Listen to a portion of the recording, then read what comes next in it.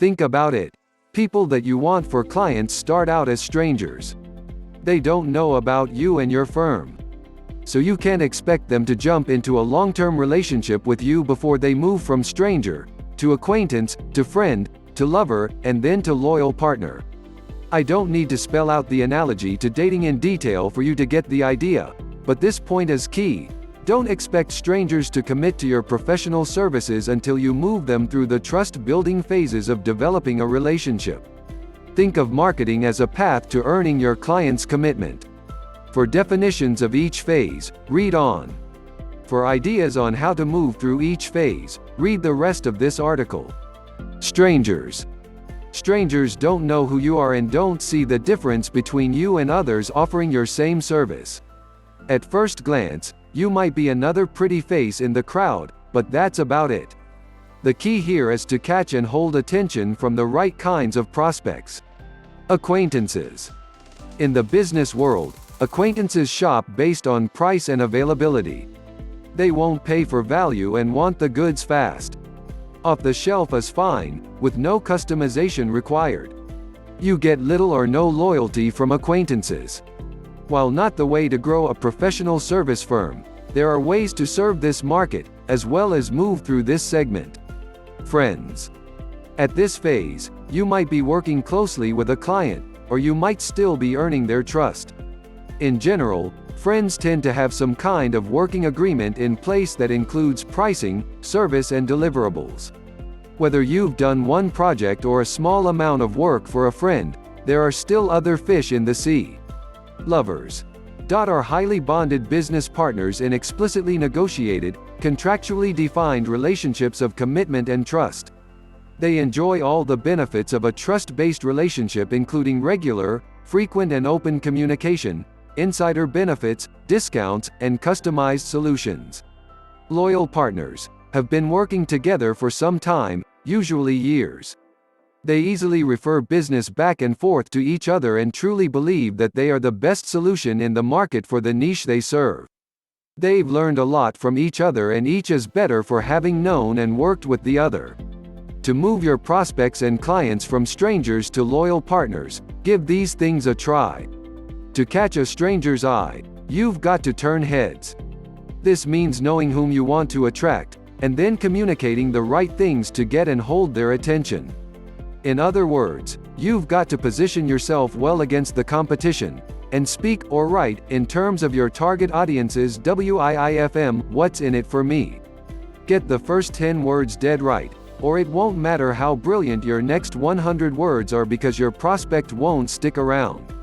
It's like the difference between a cheesy pickup line and a thoughtful conversation starter.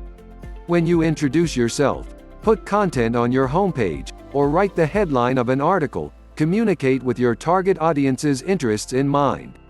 To move from strangers to acquaintances, you've attracted attention, so now what?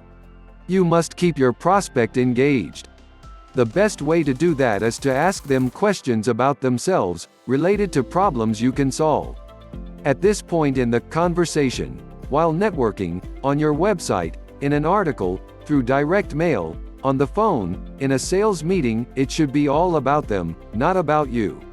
Instead of going on about your services, use short questionnaires, self-assessments and attentive questions too. Ask about what they struggle with, wish they could do better, or want from your kind of professional service. Learn as much as you can about their world and reciprocate slowly by answering their questions. Let them control the pacing, without overwhelming them with too much information that they haven't asked for. Determine if you can send an article related to their needs that they might find of value. Basic but effective relationship building tactics include a handwritten follow-up note, sending the article you mentioned, and politely gauging interest in more contact. At this point, it may be appropriate to take another step to get to know each other better, a first date, in the form of a follow-up call, meeting over coffee, or office visit. To move from acquaintances to friends, this may be where a prospect decides to buy your services, but probably not. It's too early. You haven't built your case yet for how you're uniquely qualified to do a better job at meeting your prospects' needs than anyone else in your field. To build your case, You need to demonstrate your reliability, staying power and visibility, i.e., through a WIIFM-oriented e-newsletter, authority, through credentials, testimonials, case studies, and awards, value, by clearly communicating outcomes and results, and demystifying how you'll work together, and minimize the buyer's risk, through guarantees, references, follow-through. This could be when a prospect is willing to spend a little bit of money with you on something perceived as low risk. For example, you could sell your expertise packaged into information-based products such as workbooks, lessons or talks on tape or CD, and premium reports. All of these things let prospects get to know you better, deepen trust, and help move their confidence in you to the next level. To move from friends to lovers. You've built your case, demonstrated to your client's satisfaction that you're a safe bet, and continue to stand out from the crowd. You've discussed the tough things like money, decision-making authority, and possible derailleurs. Deepening the commitment with you feels natural, safe, and like the right thing to do. As lovers, you'll be engaged in regular and long-term business.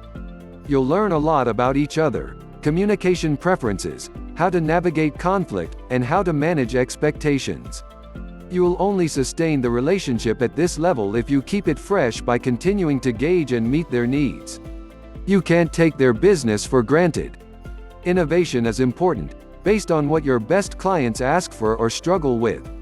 To move from lovers to loyal partners, newer, flashier competitors may come on the scene, but your loyal partners aren't going anywhere. You alone are their number one choice for the professional service your firm provides. If someone else approaches them, they'll let you know about it and give you a chance to meet their needs first. As with any successful long-term relationship, you've learned to use conflict constructively, don't take their loyalty for granted, and continue to reward them for their trust and commitment. In a worthwhile relationship, you can't rush something good. Think about moving through these phases over time, not in one conversation or even 2 meetings. When it's too good too soon, relationships are usually hollow or troubled, with clients and in love. I've learned to slow down, pace the conversation, and ask a lot of questions.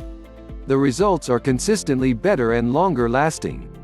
Whatever you do, your message and actions have got to be authentic and in your client's best interests. Any smart prospect or client will see right through the lines of a player, someone who's only out for the score. I doubt that's how you want to be positioned in the marketplace, and it's certainly no way to build a business. If this sounds like a lot of work, you're right. But consider the payoff: rock-solid, long-lasting relationships with clients that deepen and enrich everyone over time.